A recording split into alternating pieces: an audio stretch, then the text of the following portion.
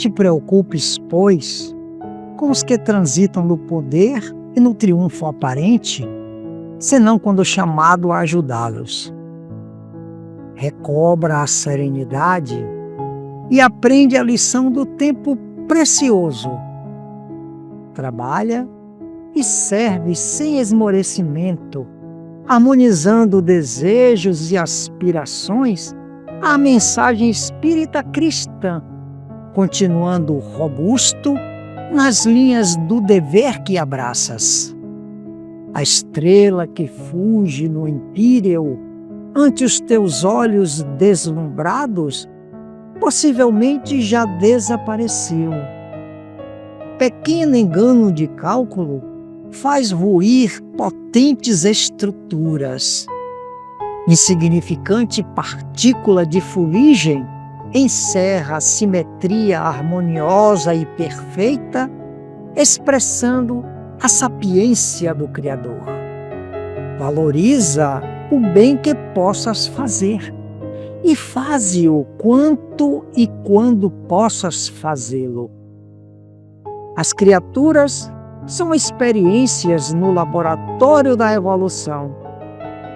Não te detenhas nelas, examinando-as, comparando-as, desejando-as.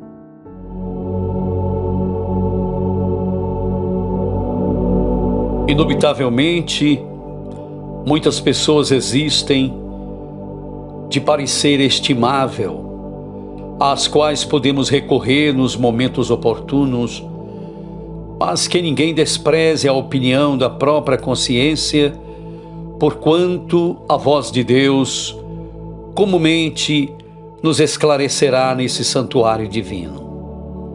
Rematada a loucura é o propósito de contar com a aprovação geral ao nosso esforço. Quando Jesus pronunciou a sublime exortação desta passagem de Lucas, agiu com absoluto conhecimento das criaturas. Sabia o Mestre que num plano de contrastes chocantes como a Terra, não será possível agradar a todos simultaneamente.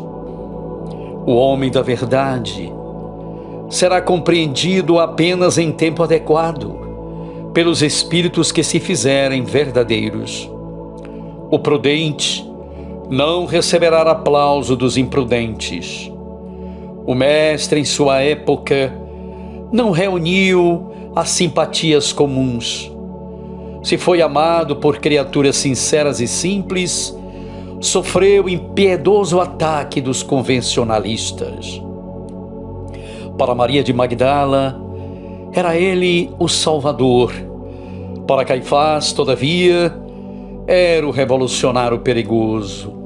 O tempo foi a única força de esclarecimento geral.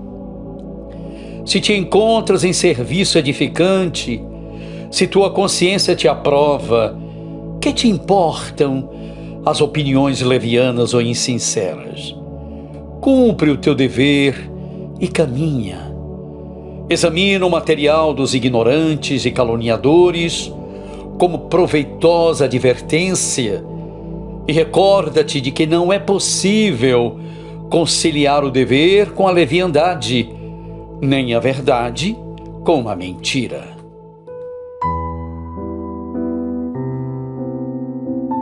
Cada homem tem em si o que chamais uma voz interior.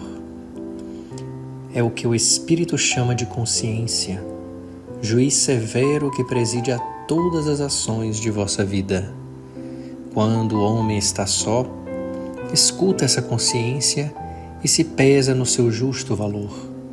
Muitas vezes tem vergonha de si mesmo. Nesse momento, reconhece a Deus, mas a ignorância, conselheira fatal, o impele e lhe põe a máscara do orgulho. Ele se vos apresenta repleto do seu vazio. Procura enganar-vos pela firmeza que apresenta. Mas o homem, de coração reto, não tem a cabeça altaneira. Escuta com proveito as palavras do sábio. Sente que não é nada e que Deus é tudo. Procure instruir-se no livro da natureza, escrito pela mão do Criador. Seu espírito se eleva, expulsando as paixões materiais que muitas vezes vos desviam. É essa paixão que vos conduz, é um guia perigoso. Guardai isto, amigo. Deixai rir o cético. Seu sorriso se extinguirá. À sua hora derradeira, o homem torna-se crente. Amigo, pensai sempre em Deus. Somente Ele não se engana. Lembrai-vos de que há apenas um caminho que conduz a Ele: a fé e o amor aos semelhantes. Saudações, queridos caminhantes da estrada em busca do sagrado. Alegria imensa por mais um encontro que reúne música, poesia e reflexões acerca da nossa busca por Deus. Quem sou eu? Onde estou? De onde vim? Para onde vou? São os assuntos mais recorrentes em meios filosóficos, religiosos, justamente porque tocam questões de capital importância no entendimento do verdadeiro sentido da existência. Quem nunca proferiu em um momento qualquer da sua vida uma dessas questões? Para falarmos sobre isso, hoje abordaremos a faculdade humana, sem a qual tais dúvidas jamais existiriam, uma vez que sem ela os indivíduos viveriam como autômatos, inertes nas faculdades de pensar e refletir sobre qualquer coisa. Falamos da consciência, autorreferência do eu ou mecanismo divino para a evolução e planificação do ser. A principal diferença entre os seres humanos e os infra-humanos é que esses últimos não possuem a faculdade que lhes permite o duplo sentido da observação. Dotados de consciência, esta dá ao indivíduo a capacidade de conhecer de dentro para fora ele como quem observa e de fora para dentro aquele que é observado, reservando a esta última capacidade a possibilidade de o observador ser o mesmo que observa, permitindo o processar das suas ações sob o manto de um senso crítico norteador. Tentando entender este ser plural, um dos precursores das escolas da psicologia moderna, Sigmund Freud, elaborou um estudo topográfico da psique humana, estabelecendo em aquilo que ficou conhecido como primeira tópica de topos, ou lugar, o esquema de posicionamento de conteúdos da psique em virtude do grau de percepção lúcida do ser em relação aos seus conteúdos. Para Freud, em conformidade com a do ser e dar-se conta de cada um desses espaços, esses podiam ser nominados como consciente, pré-consciente e inconsciente, sendo o primeiro o espaço de lucidez, e à medida em que os conteúdos vão desaparecendo em termos perceptivos lúcidos, iniciam ali os terrenos dos demais espaços por ele nominados. Posteriormente, ele tratará de uma segunda tópica estratificada pelo que chamou de id, ego e superego. Nesse caso, o id seriam as pulsões, o superego seriam as restrições das pulsões e o ego, o elemento estruturante da persona, ocupando o espaço central da consciência dela, dando conta. Carl Gustav Jung, posteriormente, conceituaria aquilo que chamamos de consciência como a relação dos conteúdos psíquicos com o ego, na medida em que essa relação é percebida pelo ego. As relações com o ego não percebida como tais dariam espaço àquilo que é chamado de inconsciente. Para que as nossas relações com o mundo ocupem o lugar na consciência, será necessário que tais conteúdos sejam reconhecidos, processados, comparados e valorados quando assim é possível, resultando em as diversas percepções da realidade, o mundo subjetivo, memórias e lembranças acessíveis pelo psiquismo do sujeito.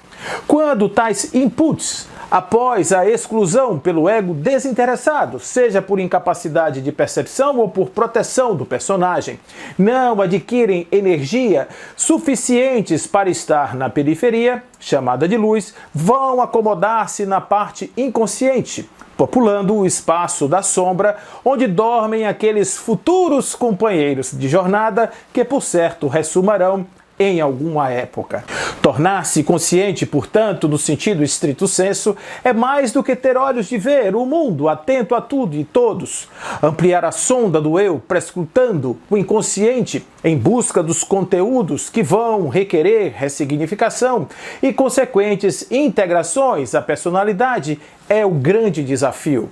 Em a questão 919 do Livro dos Espíritos, as entidades venerandas, respondendo à questão qual o meio prático mais eficaz de um homem melhorar-se nessa vida e resistir aos arrastos do mal, afirmam que a prática já milenar do conhece-te a ti mesmo seria a opção mais recomendada.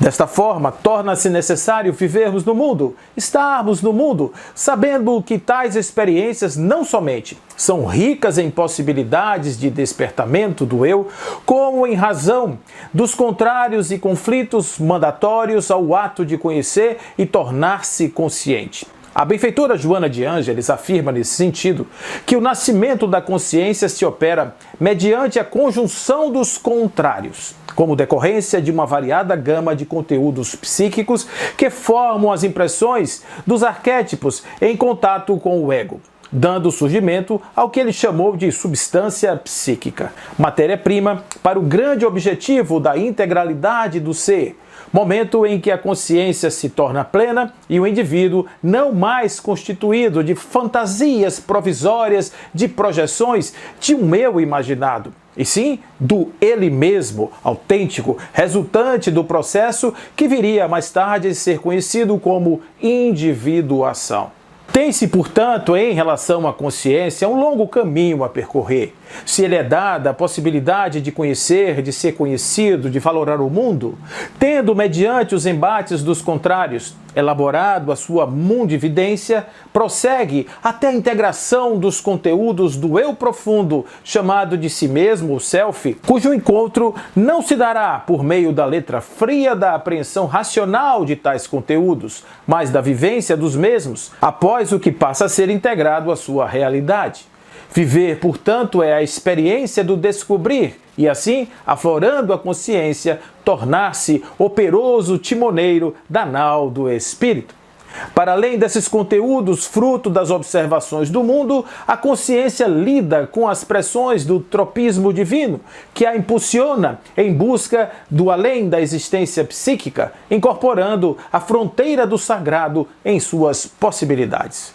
O sentido da integralidade, da comunhão fraterna, do amor incondicional, da flor de doce perfume, está em um eu profundo, aguardando para ser conhecido e experienciado. A potência divina, essência de cada um de nós. Leon Denis, falando sobre essa capacidade, nos diz de que somos feitos de sombra e de luz. Somos a carne com todas as suas fraquezas e o espírito com suas riquezas latentes, as grandes esperanças radiosas, os seus surtos grandiosos, e o que está em nós, em todos os seres, se encontra.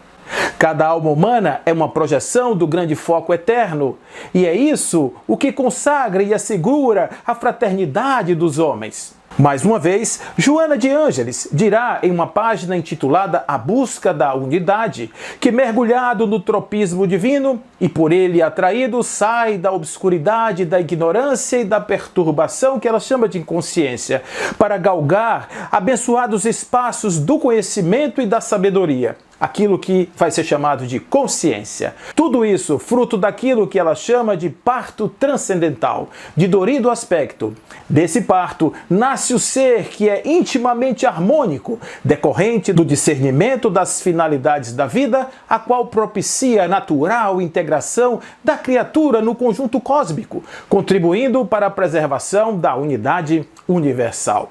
Por fim, criaturas amadas e potências conscientes do universo, que ressoa em seus ouvidos o clamor do apóstolo Paulo ao exortar os dormentes que despertem, os inconscientes perdidos nas fugas de si mesmo, à busca pelo santo grau da consciência plena, imagem de Deus em nós, luz de cada um, para toda a terra.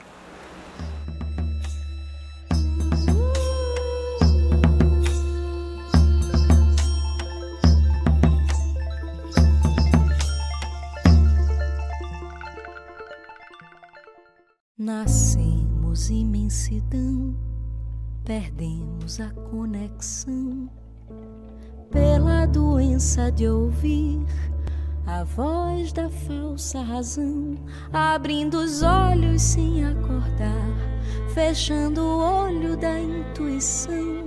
Abrimos mão de enxergar o desabrochar da vida, obedecer, entristecer, procrastinar, sem tempo de ser o que a nossa alma pede. Dentro de nós acumulamos pesos cruéis, acreditando que é assim que a vida é. Nascemos imensidão, perdemos a conexão pela doença de ouvir a voz da falsa razão, abrindo os olhos sem acordar, fechando o olho da intuição. Abrimos mão de enxergar o desabrochar da vida, obedecer, entristecer, procrastinar, sem tempo de ser o que a nossa alma pede. Dentro de nós acumulamos pesos cruéis, acreditando que é assim que a vida é.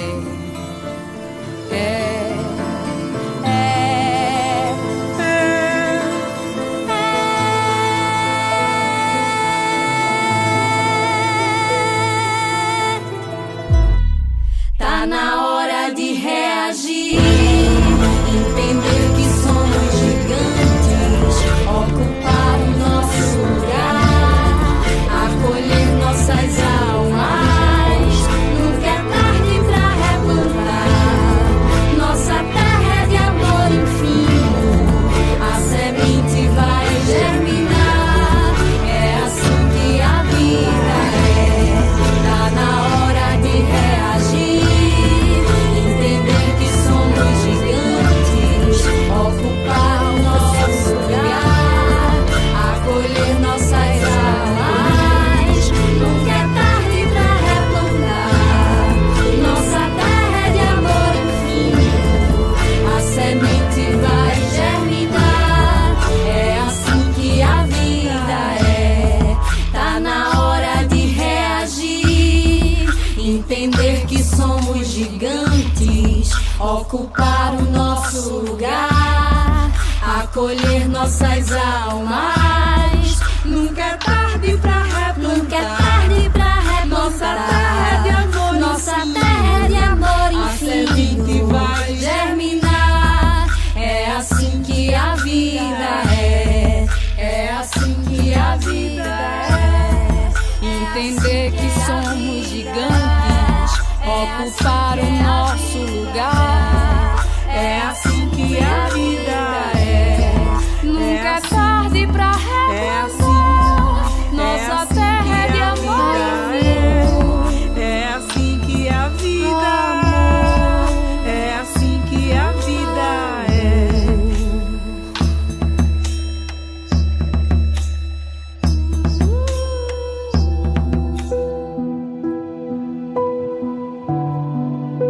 Para a alma triste, a meditação no silêncio da natureza é conforto sublime. É farol a iluminar a treva dos dias que se escoam na terra. A alma, ao procurar desprender-se das cenas banais da existência carnal, vislumbra o ponto máximo onde ela coloca a sua alegria e que se denomina os céus. Luzes suavíssimas acendem-se em seu íntimo e descortina panoramas inéditos dentro da vida, ouvindo vozes estranhas que, sem ser articuladas, chegam nitidamente aos seus ouvidos. Parecem emitidas pelos seres radiosos que presidem o desenvolvimento e o progresso do mundo aos sábios desígnios do incriado.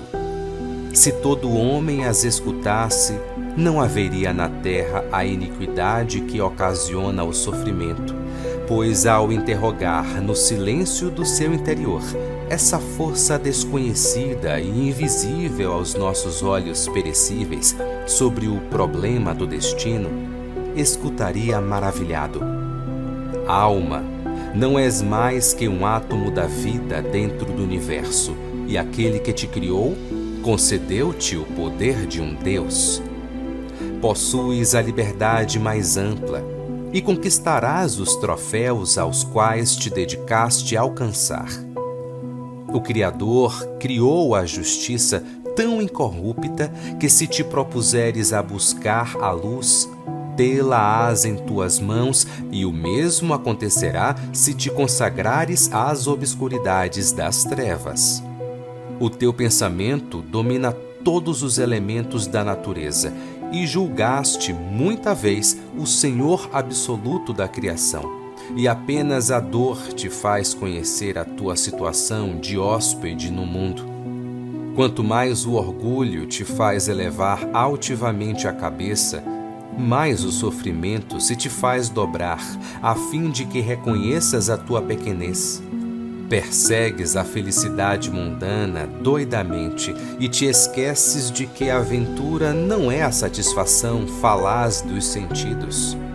És quase sempre infeliz como resultado às tuas irreflexões, e, no entanto, podes ser o herdeiro direto do Pai dos céus, se te dedicares ao que é puro e perfeito, ao que eleva e dignifica. Poderás construir castelos indestrutíveis de luz, se o amor divino for a bússola que te guie através da vida planetária. Homem, sê bom, procurando a grandeza na humildade, a resignação no sofrimento, a luz na própria dor e a alegria, ainda que seja nos prantos. Que a tua existência seja toda voltada ao bem, e tecerás com tuas mãos a coroa de glória que há de aureolar-te nos planos luminosos, onde a vida é imperecível.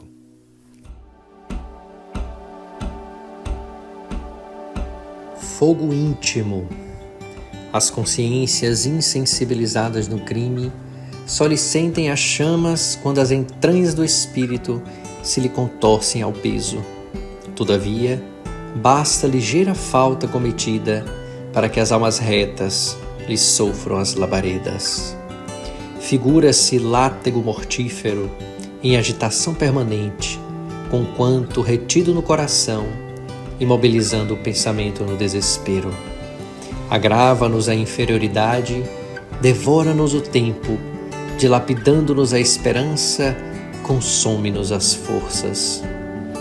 É como se, depois de atacar alguém, viéssemos a tombar no recesso de nós mesmos, confundidos pelas pancadas que desferimos nos outros.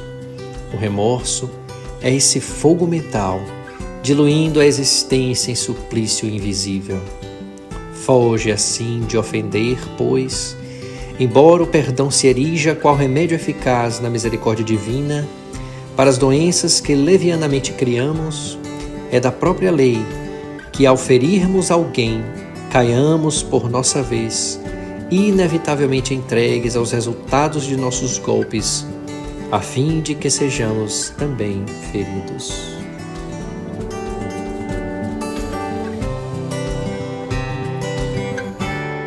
Emergia uma calma inesperada naquele castelo, situação inusitada, da qual muitos ali jamais haviam experimentado. Agora todos respiravam uma atmosfera de paz, inclusive aqueles que adentravam a edificação por uma primeira vez. Há muitos anos, desde que a história iniciava-se os registros naquelas paragens, que não se via um momento tão especial. Tratava-se de uma mudança de tal magnitude que os súditos evitavam comentar o ocorrido com receio de que, por encanto, tudo ali se modificasse. O príncipe Noa, depois que retornara de uma longa viagem, adentrava as casas dos seus súditos para espanto de todos e saía dali não sem antes conquistar aquelas almas, formando com eles laços profundos de amor e afeto. O que teria acontecido para que tão grandiosa mudança pudesse ter ocorrido? O reino de Cós era conhecido pela beligerância exagerada, sendo temido por todos os demais reinos. Os que não haviam ainda sido conquistados, assim o foram por total desinteresse dos governantes de Cós, por certo menosprezando a relevância dessas terras para os seus interesses particulares. Soldados eram formados desde a mais tenra idade. Os jovens cooptados de suas famílias eram armados e capacitados para aniquilar inimigos de forma rápida e impiedosa. Os mais senhores, chancelados pelo sucesso dos campos de batalha, ostentavam insígnias em seus uniformes que, emparelhadas às cicatrizes dos campos de sangue, identificavam esses quadros vivos em uma espécie de galeria móvel de heróis. Os mortos em campos de batalha eram venerados e homenageados à exaustão, motivo de orgulho para os profitentes na arte de matar. Contudo, apesar do sucesso da área da guerra, era um reino absolutamente infeliz. As pessoas viviam cabisbaixas, amedrontadas ante os desmandos dos reis corruptos e príncipes deslumbrados. Seus pertences eram, de forma contumaz, espoliados ao preço de um simples papel que carregasse a assinatura de um magistrado igualmente corrupto, que servia aos interesses espúrios daquela corte de celerados. Foi então que o menino Noa, chegando à maioridade, teve um encontro que marcou a sua vida para sempre e, claro, o dos habitantes de Cós. Contava-se que, certa feita, o jovem, perambulando pelas florestas próximas ao palácio, teria tido um acidente que o levou a uma experiência da qual jamais se esquecera. Ao tentar pular por entre as pedras de uma cachoeira, dando aso à adrenalina abundante nos intrépidos aventureiros, ele escorregou, sendo arremessado rio abaixo sob o achaque de rochas que se encontravam pelo caminho. Noa perdeu a consciência e, dizem por alguns momentos, a própria vida. O percurso do corpo inerte do rapaz até a parte calma do rio demorou alguns minutos, que iniciou com os gritos de pavor do acidentado, suprimido por um torpor absoluto que deu-lhe a impressão de estar fora do corpo, livre em outro reino. Neste lugar, as cores eram abundantes, os pássaros entoavam canções e as flores exalavam um perfume doce e suave como a brisa das manhãs outonais. O jovem sentiu-se acariciado por uma relva macia que lhe acolhia os pés e por instantes chegou a pensar que teria morrido e que ali seria o céu. Aquilo foi como um prêmio ao orgulho de um coração anelado às quinquilharias do mundo, a separatividade das criaturas e a sensação prazerosa advinda do seu sangue azul. Andou por alguns instantes até chegar à beira de um lago e lá estava um pescador. Um senhor que aparentava idade avançada e parecia também muito humilde e que deu a Noa a sensação de estar diante de um futuro servo. Quem sabe nesse novo lugar construísse um castelo, formasse exércitos, constituísse uma corte. Uma risada rasgada, qual nunca tivera chance de escutar, explodiu em seus ouvidos como o barulho de um imenso trovão. O senhor sorria enquanto ignorava a presença do rapaz e, ao mesmo tempo, entretinha-se com pequenas carpas que pareciam conhecer a trama das iscas, hesitantes em dar a mordida fatal. Noa se aproximou do homem para tentar entender o motivo da sua alegria. Mas cadê a sensibilidade que seria necessária para tal intento? Ele não via nada, a não ser um cervo indolente, um lago sem graça e peixes insignificantes nadando para lá e para cá.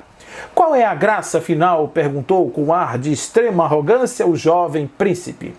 O homem pigarreou para não perder nenhum as da sua tonitruante voz. Você com esse ar de quem ignora o que é e onde está. O jovem tentou conter o ímpeto de proferir impropérios ante a curiosidade que se instalou em sua mente. Como assim? Sei exatamente quem sou, príncipe Noa, herdeiro do grande império de Cós, e este certamente deve ser uma das terras desconhecidas do meu poderoso pai. E você? Quem é você? Chamo-me Matias, às suas ordens, e você está quase que redondamente enganado, se não por um detalhe. Erra quando diz que é Noa, que herdará um reino, mas acerta de que este é um terreno desconhecido do seu pai. Porém, não se deixe enganar. Não me refiro ao rei Algar, esposo da rainha celeste. Aqui é o reino do pai de todos os seres deste planeta, incluindo você. Noa tentou administrar as palavras do pescador quando foi interpelado mais uma vez. Siga-me, por favor, que quero mostrar-lhe uma coisa. Subiu com Noa a um pequeno monte e lá avistou um lugar bem sombrio, cheio de nuvens negras e rios que carregavam chamas. Sabe o que é aquele reino? Noa, tentando dissimular e afastando aquelas horrorosas terras daquelas que eram as suas, asseverou que deveria tratar-se de propriedade de terceiros sem maior importância. A linha de demarcação era a fronteira. Engana-se, amigo, disse o senhor Matias. Ali é o reino da sua mente, atormentada pela concupiscência dos prazeres amargos, pela covardia dos exércitos e pela maledicência dos gabinetes. Aquele é o local onde se encontram os seus pensamentos. O local em que estamos, este aqui, é o meu mundo mental. Convidei-o para estar comigo, para que conheça o outro lado da mente. Como um proteu, ela vaga de lá para cá, mudando de forma e sabor ao gosto do freguês. Do mesmo jeito que eu transformei minha realidade com novas inspirações do pensamento, certamente você também poderá fazer o mesmo, desde que compreenda que você é o artífice dessa mudança. E esses reinos aparentemente separados, eu chamo eles de consciência, e nele você é rei e plebeu, nobre e escravo, depende das leis que inaugura como símbolos de conduta, da orientação de pensamentos e das suas emoções.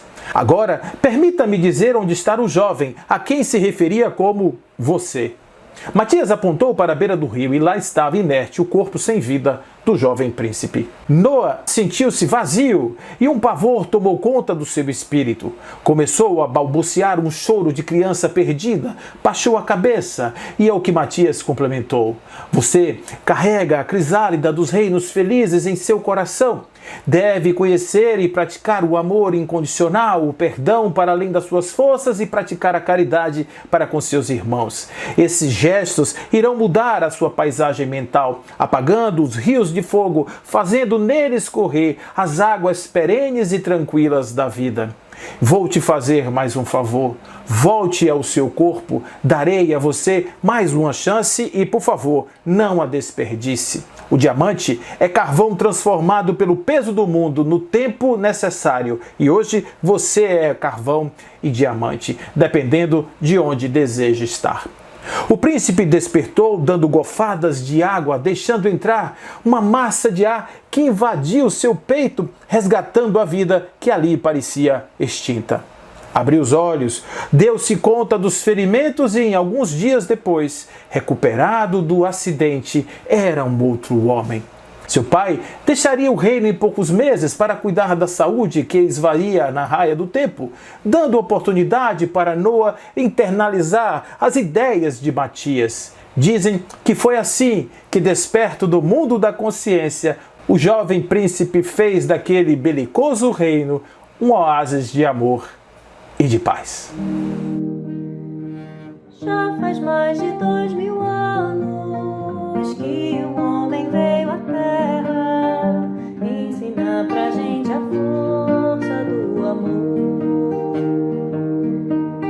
Infelizmente o ser humano ainda continua em guerra, enquanto menos consciência, maior a dor. A gente colhe o que planta, disso ninguém vai fugir. Por isso é que não adianta, a gente não pode mais se omitir. Mais coragem, mais vontade, tá faltando, eu reconheço. Todos querem a verdade, mas no fundo ninguém quer pagar o preço. Já faz mais de 2000 anos que um homem veio à Terra ensinar pra gente a força do amor.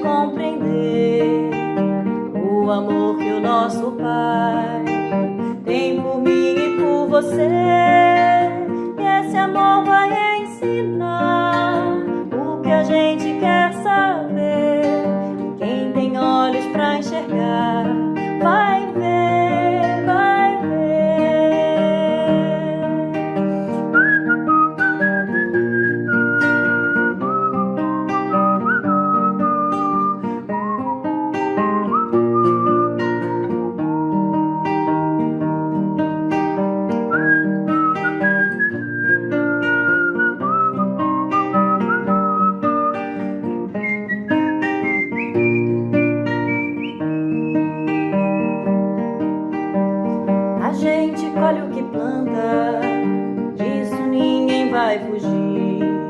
Por isso é que não adianta, a gente não pode mais se omitir. Mais coragem, mais vontade, tá faltando, eu reconheço. Todos querem a verdade, mas no fundo ninguém quer pagar o preço. Já faz mais de 2000 anos que um homem veio à Terra ensinar pra gente a força do amor. Infelizmente o ser humano ainda continua em guerra, e quanto menos consciência, maior a dor.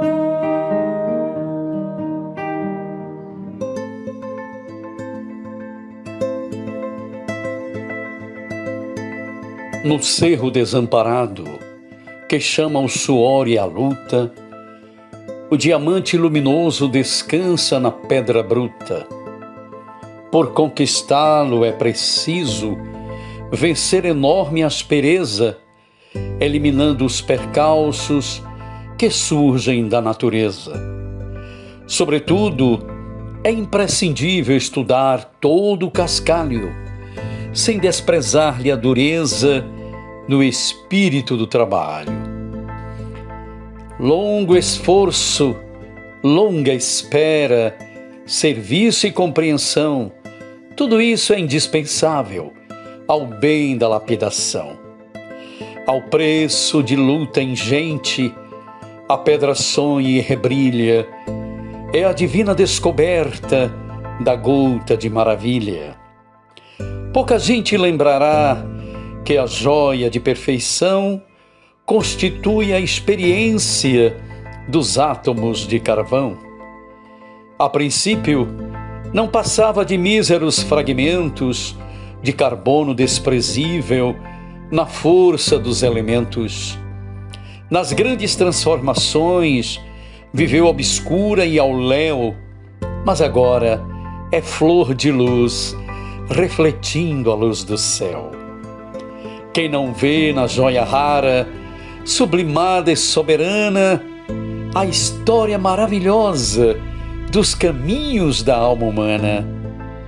Nos cerros da humanidade, que a ignorância domina, cada ser guarda o diamante da consciência divina.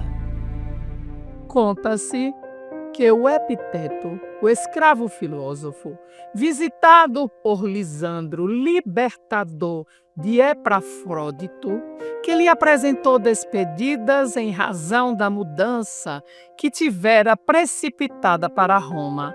Ele entra então no profundo silêncio diante do amigo íntimo.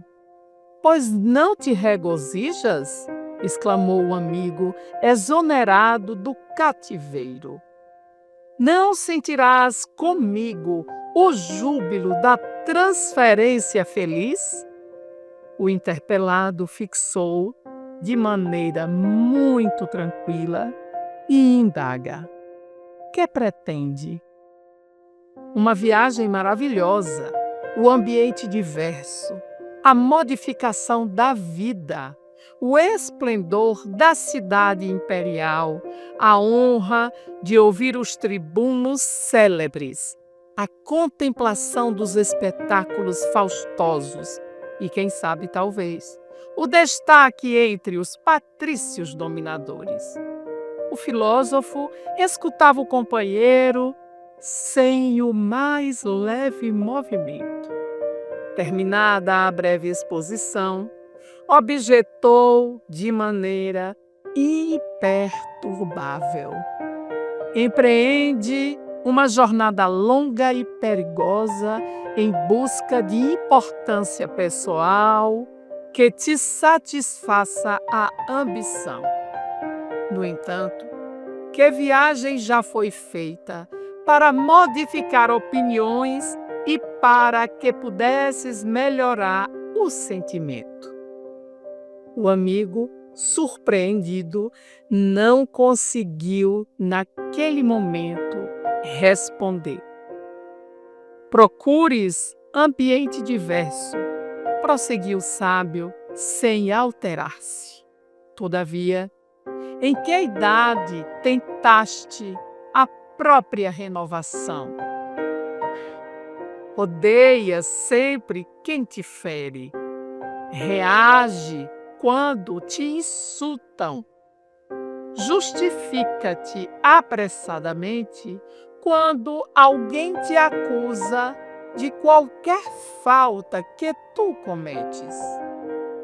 Que novidades você poderá encontrar no caminho da vida?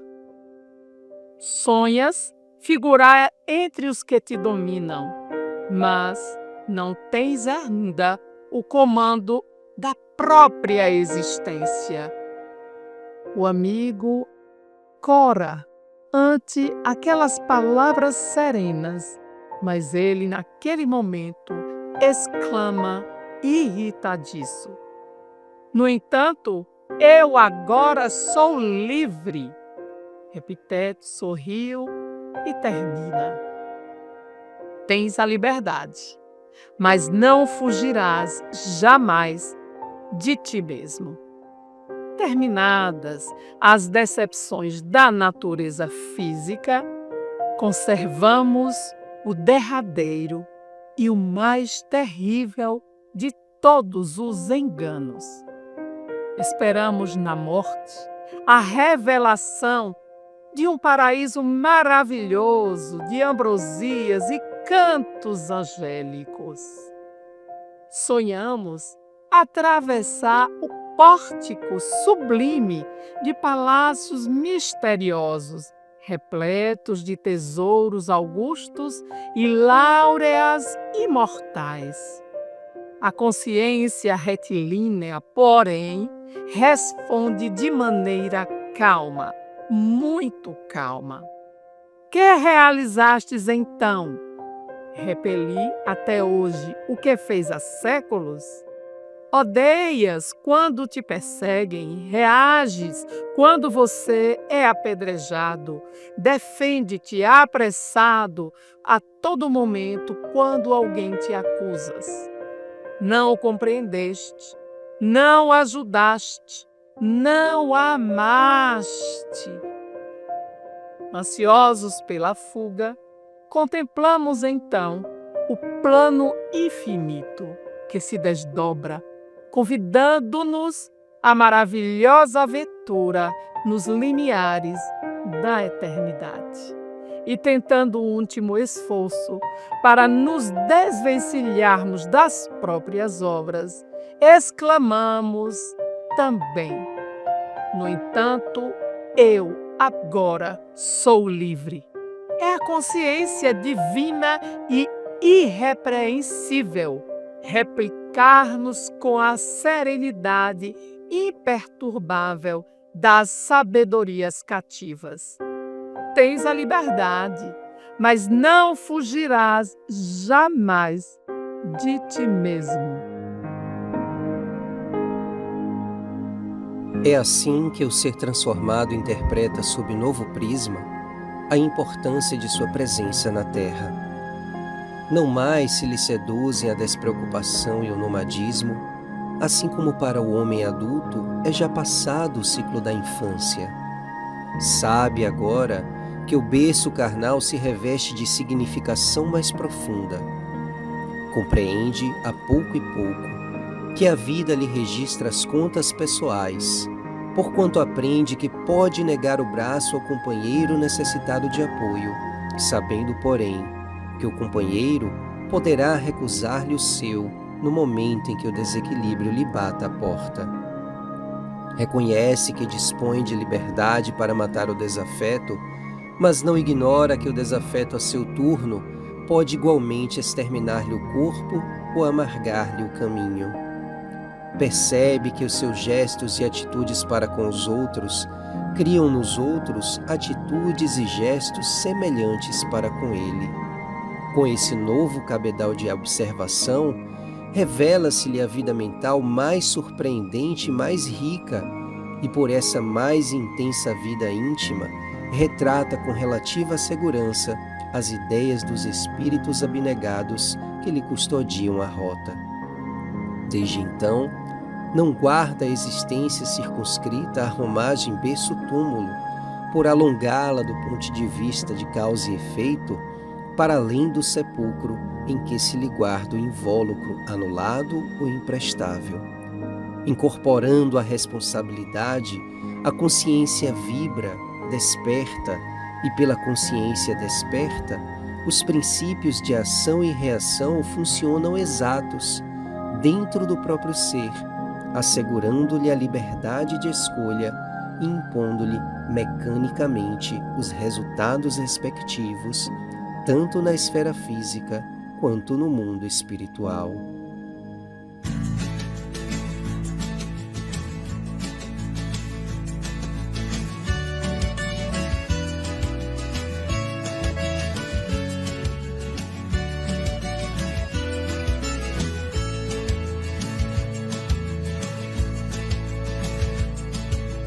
Quantos caminhos se tem que andar antes de tornar-se alguém?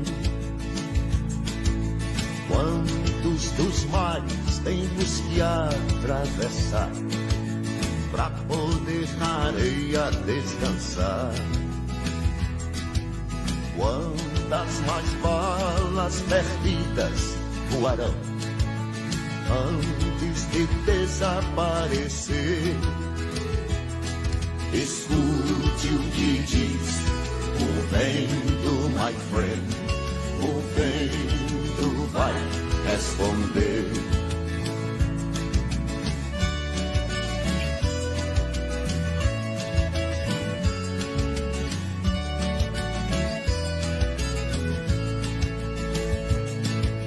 Quantas vezes olharemos o céu antes de saber enxergar? Quantos ouvidos terá o poder para ouvir o povo chorar? Quantas más mortes o crime fará antes de se satisfazer?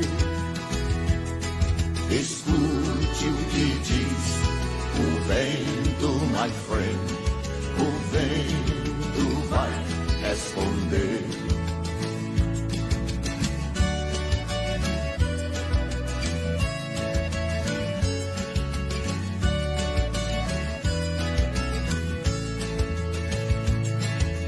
Quantos anos pode uma montanha existir antes do mar lhe cobrir?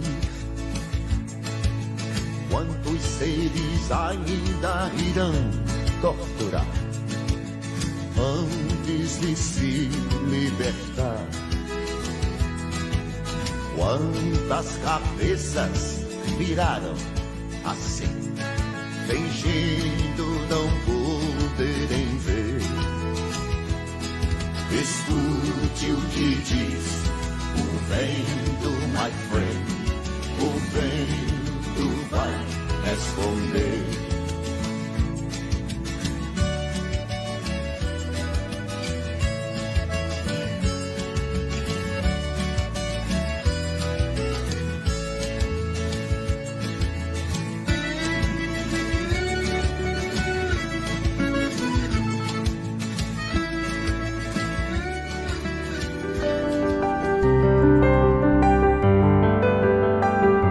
Sob a superfície do eu, superfície agitada pelos desejos, esperanças e temores, está o santuário que encerra a consciência integral, calma, pacífica, serena, o princípio da sabedoria e da razão, de que a maior parte dos homens só tem conhecimento por surdas impulsões ou vagos reflexos entrevistos. Todo o segredo da felicidade, da perfeição, está na identificação, na fusão em nós desses dois planos ou focos psíquicos. A causa de todos os nossos males, de todas as nossas misérias morais, está na sua oposição. O eu afirma-se, desenvolve-se, e a personalidade completa-se pela manifestação da consciência moral ou espiritual. A faculdade de perceber os efeitos do mundo sensível exercer-se-á por modos mais elevados. Converter-se-á na possibilidade de sentir as vibrações do mundo moral, de discriminar suas causas e leis. Quanto mais puros e desinteressados são os pensamentos e os atos, numa palavra, quanto mais intensa é a vida espiritual e quanto mais ela predomina sobre a vida física, tanto mais se desenvolvem os sentidos interiores. O véu que nos esconde o mundo fluídico adelgaça-se, torna-se transparente, e por trás dele a alma distingue um conjunto maravilhoso de harmonias e belezas, ao mesmo tempo em que se torna mais apta a recolher e transmitir as revelações, as inspirações dos seres superiores, porque o desenvolvimento dos sentidos internos coincide geralmente com uma extensão das faculdades do espírito, com uma atração mais enérgica das radiações etéreas. Tudo o que perderdes em sensações de ordem inferior, ganhá-lo-eis em percepções supraterrestres, em equilíbrio mental e moral, em alegrias do espírito. Vosso sentido íntimo adquirirá uma delicadeza, uma acuidade extraordinária. Chegareis a comunicar um dia com as mais altas esferas espirituais.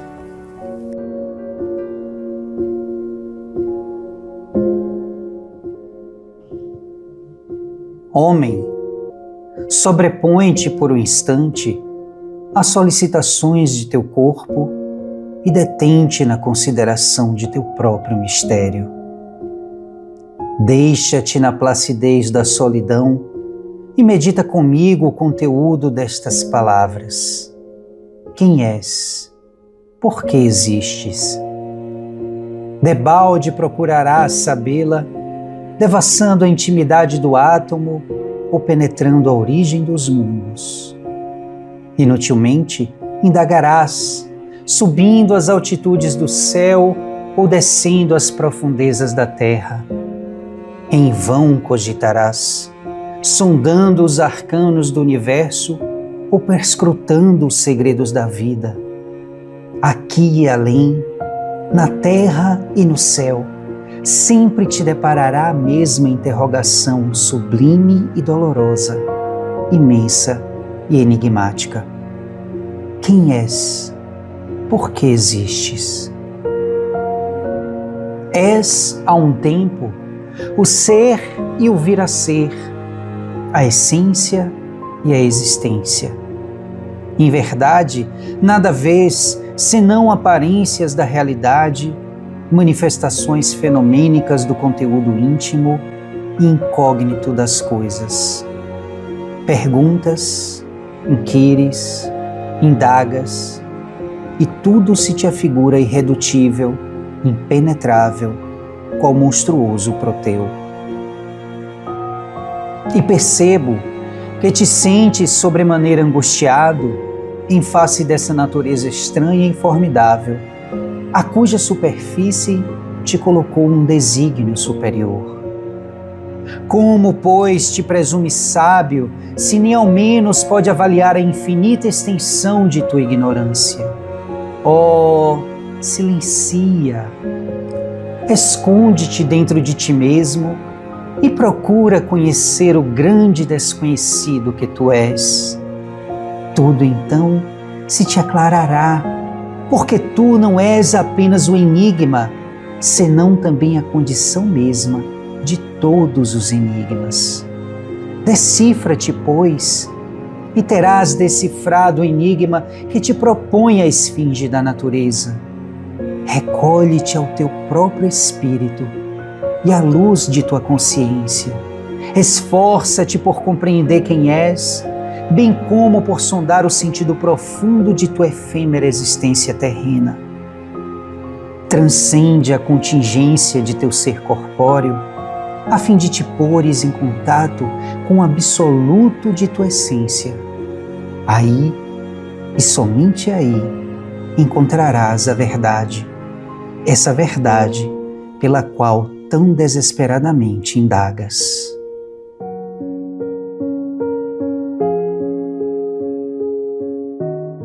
Senhor Deus, abençoa-me e desperta em mim um alegre compromisso com a vida que do Senhor recebi. Ajuda-me a dirigir minha vida sempre nos caminhos seguros do Senhor, onde se encontra verdadeira realização. Ensina-me a superar a cada dia os meus próprios limites, para que eu cresça e me sinta amadurecido. Ilumina-me, Senhor, com o dom de ser otimista, que eu possa encarar a vida sem receios, com segurança e fé. Liberta-me de todo o apego, para que eu não me prenda nem aos pequenos detalhes, nem aos grandes momentos, mas perceba que a vida vai sempre além. Confirma minha liberdade de escolher o meu rumo, para que eu não caia na tentação de abandonar-me ao nada, como se meu destino já estivesse definido.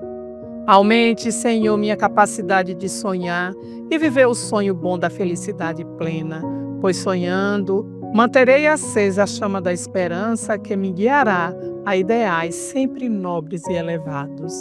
Quanto ajuda, Senhor, minha vida será gloriosa, será verdadeiramente plena e eu serei verdadeiramente livre. Que assim seja.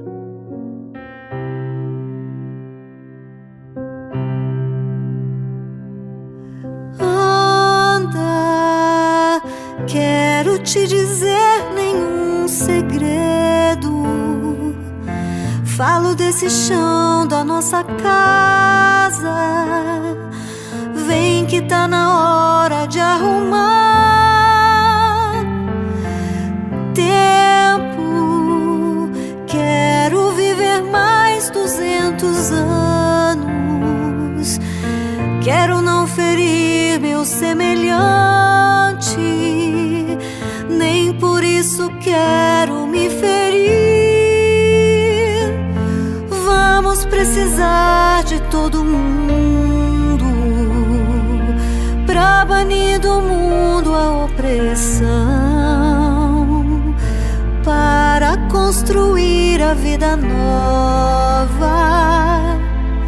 Vamos precisar de muito amor. A felicidade mora ao lado, e quem não é tolo pode ver. A paz na terra, amor, o pé na terra. A paz na terra, amor, o sal da terra. És o mais bonito dos planetas. Tão te maltratando por dinheiro.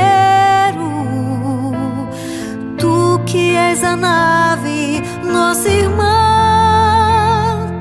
Canta, leva a tua vida em harmonia e nos alimenta com seus frutos. Tu que és do homem a maçã. Vamos precisar de todo mundo. Um mais um é sempre mais que dois, pra melhor juntar as nossas forças. É só repartir melhor o pão, recriar o paraíso agora.